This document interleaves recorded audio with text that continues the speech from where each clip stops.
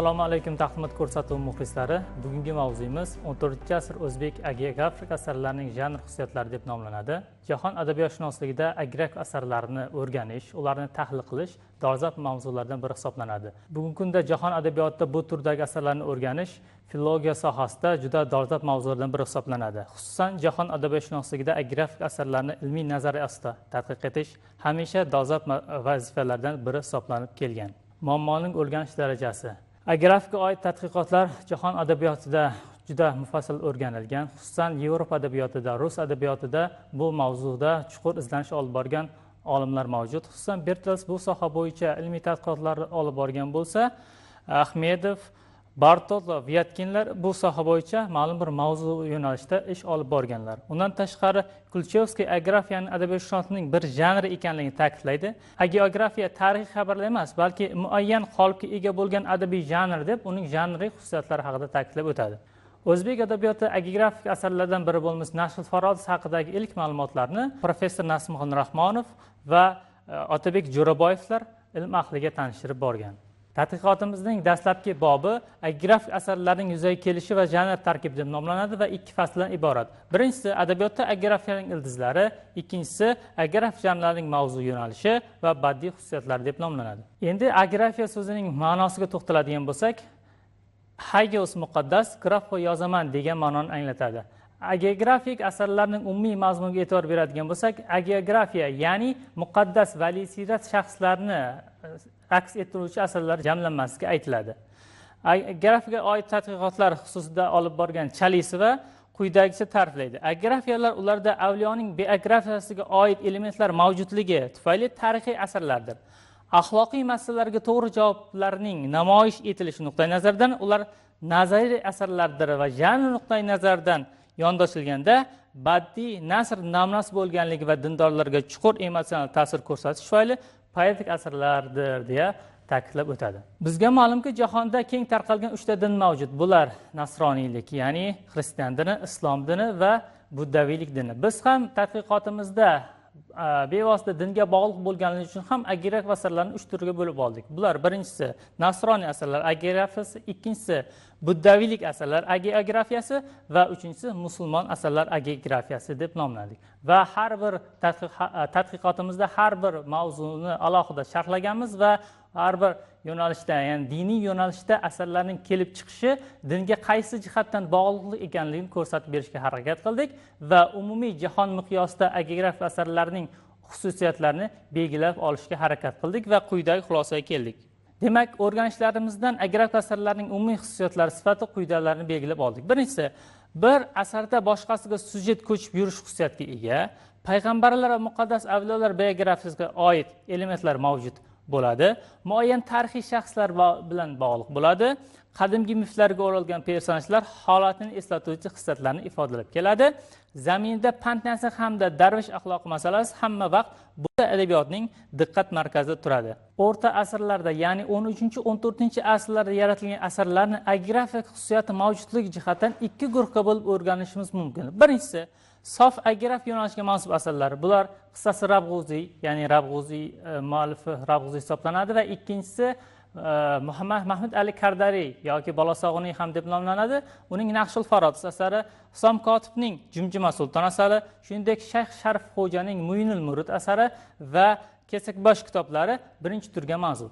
Ikkinchi turga mansub asarlar esa bu tarkibida agiografik elementlar mavjud asarlar. Bular Qutbning Xusraf va Shirin, Nizomiyning Xusraf va Shirin dostonining turk tiliga tarjimasi, ya'ni turkiy tilga tarjimasi, shuningdek Sayfi Saroyning Guliston bu turkiy asarlarni tarkibida agiografik elementlar mavjud bo'lgan asarlar sirasiga kiritishimiz mumkin.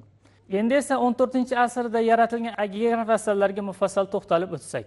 Birinchisi Naqshul Farodis, qissasi Rabg'uziy, Mu'inul Murid. Qissasi Rabg'uziy asari 1309-yil, 1310-yillarda Nosiriddin Burhoniddin Rabg'uziy tomonidan yozilgan. Xalq orasida qissasi Rabg'uziy, qissasi Anbiyo nomlari bilan mashhur bo'lgan asar hisoblanadi. Asar bevosita an'anaviy Hind va Nanddan boshlanadi va 72 ta qissadan iborat. Har bir qissada odam otaning yaratilishidan boshlab to Muhammad payg'ambarimiz Mustafa sallallohu alayhi vasallam davrigacha bo'lgan qissalardan iborat bo'lgan asar hisoblanadi. Asar Allohni ulug'lash, payg'ambarlar hayotiga doir lavhalarni eslash, kamtarlik, takabburlik, ota-ona va farzand munosabatlari, erk va adolat kabi mavzularni o'z ichiga qamrab olgan. 14-asrda yaratilgan agri asarlardan yana biri Mu'inul Murud asari hisoblanadi. Asarning muallifi kim ekanligi to'g'risida ikki xil qarash mavjud. Biz bunga o'z munosabatimizni bildirgan holda Shayx Sharifxo'ja deb belgiladik. Asarning fanga ma'lum bo'lgan yagona nusxasi Bursa kutubxonalarida saqlanadi. Kitob diniy mistik uslubda yozilgan bo'lib, 407 misradan iborat bo'lgan to'rtliklardan iborat. Har bir to'rtlikda musulmon kishisi bilishi kerak bo'lgan turli xil odob-axloq qoidalari va islom e'tiqodlarini o'z ichiga qamrab oladi.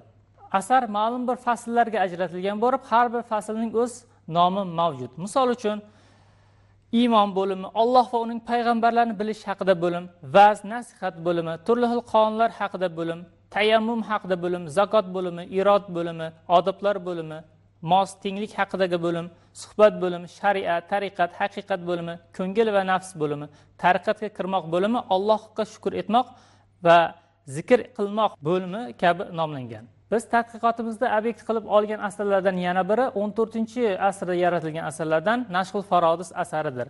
Asarning yuqorida ta'kidlaganimizdek muallifi Mahmud Ali Kardariydir.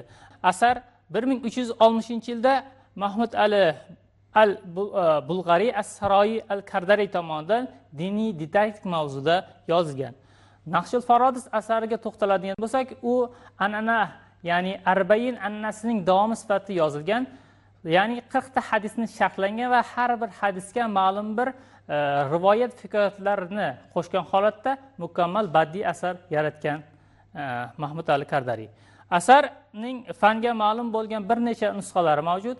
Ya'ni ulardan Tataristonning markazi Qozonda 7 ta, shuningdek Lobachevskiy nomli kutubxonaning ilmiy nodir kitoblar va qo'lyozmalar bo'limida 4 ta, Ibragimov nomli til, adabiyot va san'at instituti kutubxonasida 2 ta, Qozon pedagogika universitetida 1 ta nusxasi saqlanadi. Shuningdek, Ufa, Ulyanovskiy va Astraxan shaharlarida 1 tadan nusxalar saqlanadi. Jami bo'lib fanga asarning 12 ta nusxasi mavjud. Eng mukammal nusxasi sifatida esa hozirgi kunda Turkiyaning Sulaymoniya kutubxonasida saqlanayotgan fanga ma'lum bo'lgan mashhur nusxasi hisoblanadi. Bu nusxa ustida bir qancha ilmiy ishlar olib borilgan. E'tiborli jihati shundaki, u nusxada ayrim jihatlarda ko'rishimiz mumkinki, qizil bo'yoq bilan yozilgan, ajratilgan hollari ham ko'rib turishimiz mumkin. Asarning tuzilishiga e'tibor beradigan bo'lsak, asar bevosita 4 ta qismdan tashkil topgan. Har bir bo'lim bevosita 10 tadan faslni o'z ichiga qamrab oladi. Har bir bo'limning o'z nomi qo'yilgan va birinchi bo'limda 10 ta fasl, ikkinchi bo'limda 10 ta, uchinchi va to'rtinchi bo'limda ham shu takror ketadi. Asarning birinchi bobi Muhammad alayhissalomning vafotiga qadar bo'lgan voqealarni bayon qilar ekan, doimo ma'lum bir voqeani biron manbadan keltirgan, iqtibos yoki hadis orqali tasdiqlab boradi. Ya'ni payg'ambarimizning payg'ambarlikka erishgancha bo'lgan voqealari va undan keyingi Makkadan Madinaga bo'lgan safarlari haqida batafsil ma'lumot berilgan asarda. Asarda qizig'i shundaki, boshqa asarlardan farqli jihati bu asarimizning rivoyat va hikoyatlar ketma-ketligida muallif shunga e'tibor berganki, faqatgina o'sha davrda ma'lum va mashhur bo'lgan rivoyat va hikoyatlarni asarga muallif kiritishga harakat qilgan. Asarda olingan hadislar esa Bag'aviyning Mashobiq asaridan, shuningdek Imom Ishoq Quloboziyning Tarif kitobidan, Imom Sag'oniyning Mashoriqul Anvar asaridan, Imom Abul Muhammad Ispijobning tafsiridan, Imom Abul Alayh Ushiyning Nishobul Axbor kitobidan, Shah Abu Yazid Bustomiy, Abdulloh ibn Mas'ud kabilarning so'zlaridan, ya'ni hadislardan foydalangan asarda. Ya'ni keltirilgan hadislarning manbasi asarda ishonchli bo'lish uchun albatta ko'rsatib o'tilgan. Asarning ikkinchi bobi Xalifa Abu Bakr, Umar, Usmon, Ali va 4 tali imom, Imom Azam, Imom Shofiy, Imom Malik, Imom Ahmad va Ahli Bayt, Fatima, Hasan, Husayn va ularning oilalariga bag'ishlangan fasldan iborat. Asarning 3-bobi Haq taoloning yaratgan yaxshi amallari bayoni haqida, asarning 4-bobi esa Haq taoloning yaratgan yomon amallari xususida deb nomlanadi. va har bir bobda keltirilayotganidek bunda ham 10 tadan fasl o'z ichiga qamrab oladi va har bir faslning o'z nomi mavjud. Har bir faslda keltirgan hikoyatlarda quyidagi ketma-ketlikka amal qilingan, uni ko'rib chiqamiz. Tadqiqotimizning ikkinchi bobi agrafiyada tarixiylik va badiiy ifoda imkoniyatlari deb nomlanadi va 2 fasldan iborat. Agrafik janrlar davr zamon va ijtimoiy muhit tasviri deb nomlanadi birinchi fasli, ikkinchi fasli agrafik rivoyatlarning badiiy talqini deb nomlanadi. Bu faslda biz agrafik asarlarning janr xususiyatlariga chuqurroq to'xtalib o'tganmiz, ya'ni Naqshul Farod asari muallifi ham tarixiy voqealarni yoritishda bir qancha janrlardan, ya'ni qissa, hikoyat, rivoyatlar kabi janrlardan foydalangan. Mana shu qissa, hikoyat va rivoyat, undan tashqari o'sha davrdagi boshqa tarixiy janrlarga mufassal to'xtalishga harakat qilganmiz tadqiqotimizda. Mahmud Ali Kardari asaridagi tarixiy shaxslarning xarakteristik xususiyatini ochib berishda quyidagi vositalardan foydalangan. Birinchisi, xarakterni boshqa obrazlar bilan muloqotga kirish orqali va ularning munosabatida muallif biror obraz tilidan muayyan obrazning portretini chizadi. Xarakterni ochib berishda to'qma voqealarni qo'llaydi.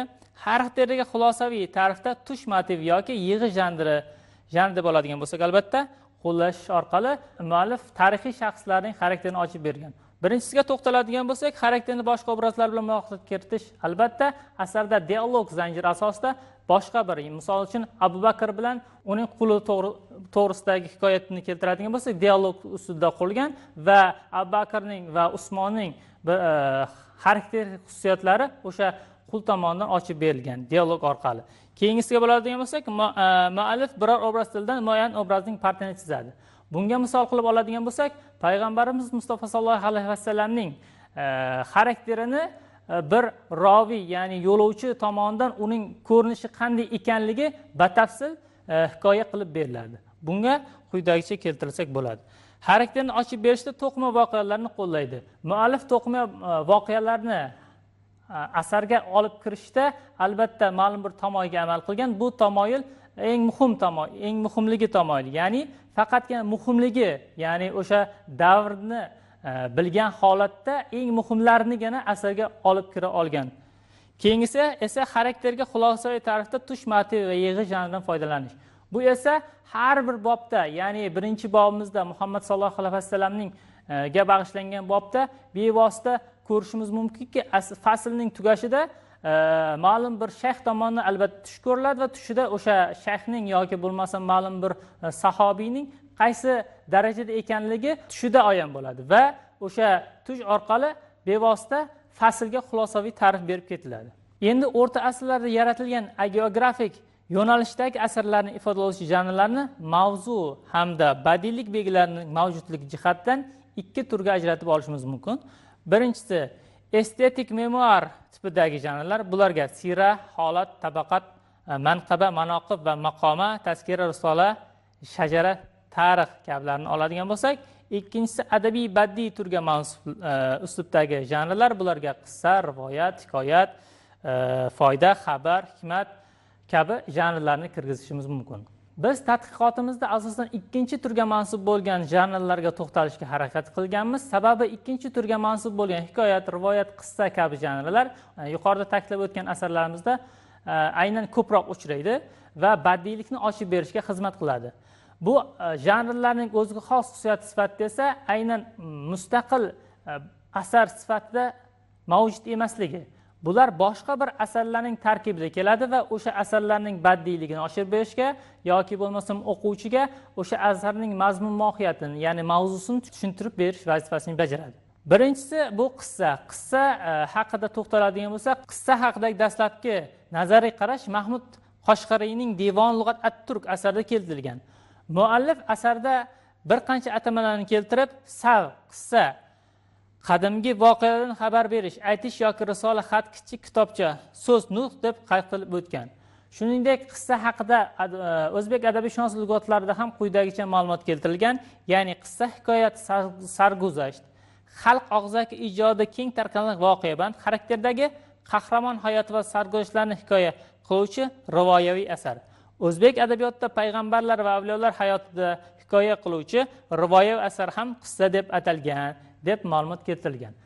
Qissa haqida yuqorida ta'kidlaganimizdek butun boshli qissasi Rabg'uzi asari yaratilgan. Bundan tashqari o'sha davrda, ya'ni 14-asrda 70 dan ortiq turkiy tildagi qissalar mavjudligi haqida ham ma'lum bir ma'lumotlar bizgacha yetib kelgan. Keyingi janrga to'xtaladigan bo'lsak, keyingi janr hikoyat deb nomlanadi. Hikoyat musulmon sharq adabiyoti o'ziga xos bir janr hisoblanadi. Bu janrning o'ziga xos xususiyati albatta bu voqeabandlikka asoslanadi. Ya'ni hikoyat dedikmi, ma'lum bir voqealar ketma-ketligida, ya'ni xronologik sujetda ketma-ketligida amal qilish kerak va hikoyat bugungi kunda hikoya bilan adashtirib qo'ymasligimiz zarur. Sababi hikoyat va hikoya alohida janr hisoblanadi.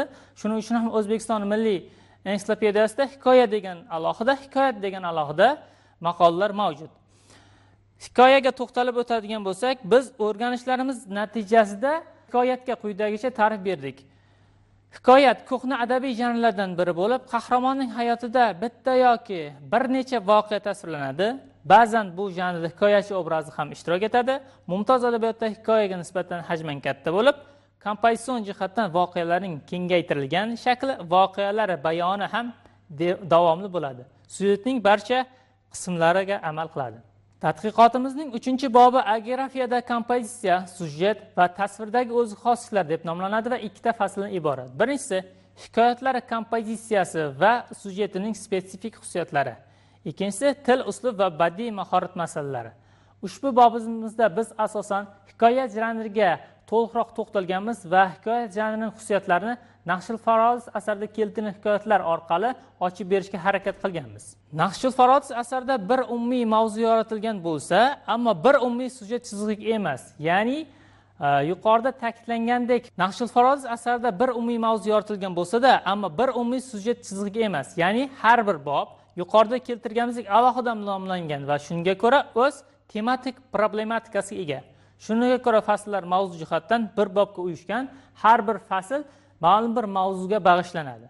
Naqshul Faroz asarining umumiy kompozitsion qurilishi yuqorida keltirilgan edik. Biz esa bir faslning umumiy kompozitsion qurilishiga to'xtalib o'tmoqchimiz. Quyidagicha, ya'ni fasl nomi birinchi keltiriladi, undan keyin hadislarning sharhi va unga mos bo'lgan rivoyat va hikoyatlar keltiriladi.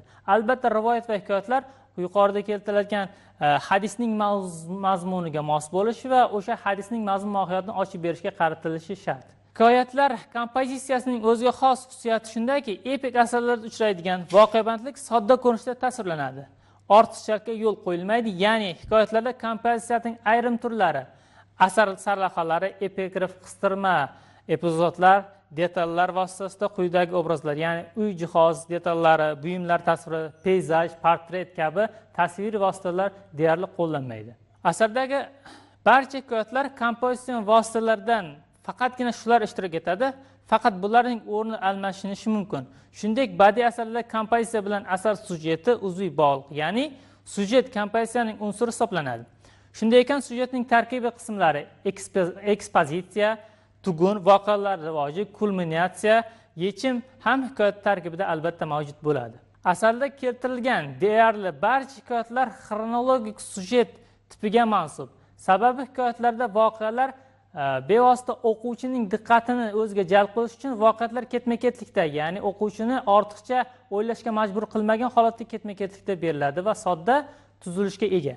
Naqshul Faroz asarida hikoyatlar mavzu jihatdan quyidagi turlarga ajratishimiz mumkin. Birinchisi axloqiy ta'limiy hikoyatlar, ikkinchisi ijtimoiy mazmundagi hikoyatlar va uchinchisi mo'jizaga oid hikoyatlar va to'rtinchisi tush ta'rifi bashoratga oid hikoyatlar. Naqshul Faroz asarining badiiyatiga to'xtaladigan bo'lsak, badiiy jihatdan yetuk asar sifatida olishimiz mumkin. Sababi asarda badiiyatni ta'minlab beruvchi vositalar, xususan quyidagi jumlaga to'xtalsak, unga misol qilib olamiz. Men anda yaling bordim edi, to'nliq bo'lib keldim. Imonsiz bordim edi, imonliq bo'ldim. Yandiq bordim edi, tevalik bo'lib keldim. Dushmanlik birla bordim edi, do'stlik bo'lib keldim. Kafirlik birla bordim edi, musulmon bo'lib keldim. Taqi barmoqini quldirdi, taqi aydi. Her ayning uning yuzi sariq kerak. Taqi ko'ngli dunyodan farq kerak. Taqi nahif kerak, o'zi zaif kerak. Hamisha qayg'ulik kerak deb aytdi. Bunda saj namunasini, yuqori namunasini ko'rishimiz mumkin. Ya'ni bu ritmik ketma-ketlik saqlangan holatda asarga o'ziga xos joziba bag'ishlab kelmoqda. Naqshul Farod asarida juda ko'p o'rinlarda o'xshatishlar, maqollar, inversiya kabi badiiy tasvir vositalari qo'llangan. Misol uchun, daraxtning yaproqlari to'kilmish ming'izlik, qo'yliq kishi bo'rdan qo'rqay, temurchining ko'rki temurning yomonlarini, habislarni keltirur. Ayib Ansori roziyallohu anhu rivoyat qilur payg'ambardan. Foni bo'lur nersa, bersa taqi baqi olsa kabi jumlalar orqali, bu maqollar orqali asarning badiiyati yana ham ochib berishga harakat qilgan muallif Mahmud Ali Kardariy.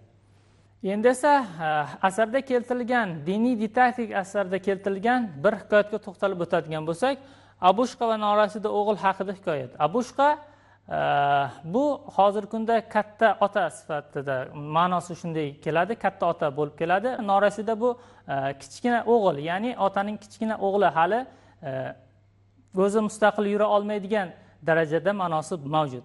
Hikoyatda quyidagicha keltiriladi.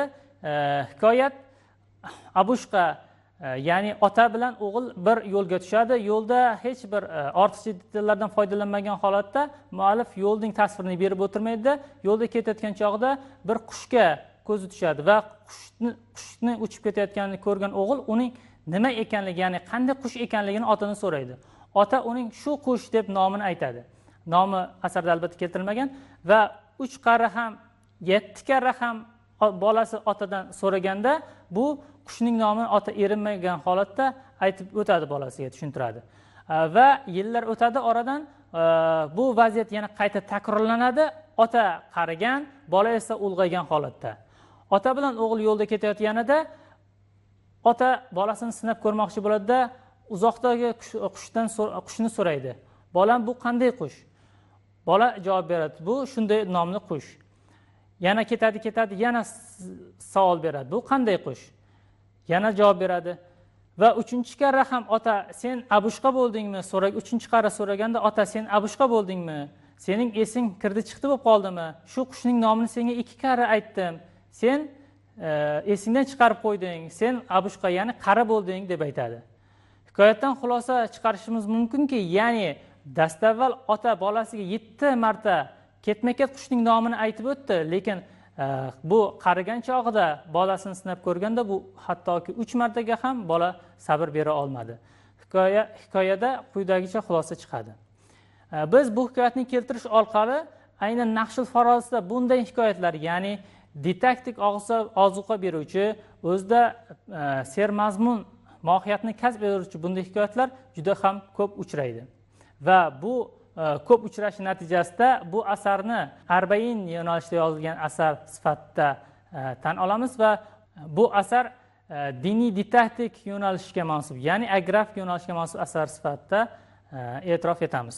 Xulosa sifatida shuni aytishimiz mumkinki, agrafik yo'nalishdagi asarlar adabiyotda turli xil janrlar orqali ifodalangan. Xususan musulmon agiografiyasida sira, holat, tabaqat, manqaba, manoqib, maqomat, taskira, risola, shajara, tarix, qissa, rivoyat, hikoyat, latifa, hikmat, xabar, foyda, munojat kabi janrlar bilan ifodalab kelingan. 14-asr turkiy adabiyotda agiograf asarlarning keng ommaga yetib borishda ko'plab nasriy janrlar qatorida hikoya janrining ham alohida o'rni mavjud. Shuningdek, Naqshul Farod asarda badiiy tasviriy vositalar qo'llash orqali matnning badiiy bo'yoqdorligini oshirishga harakat qilingan. Asar diniy didaktik asar bo'lishiga qaramasdan, poetik qurilishi yetuk hikoyatlar anchayin ko'proqni tashkil qiladi. Bu turdagi asarlarni sharhlash, tahlil qilish va o'quvchilarga bugungi jahon ilmiga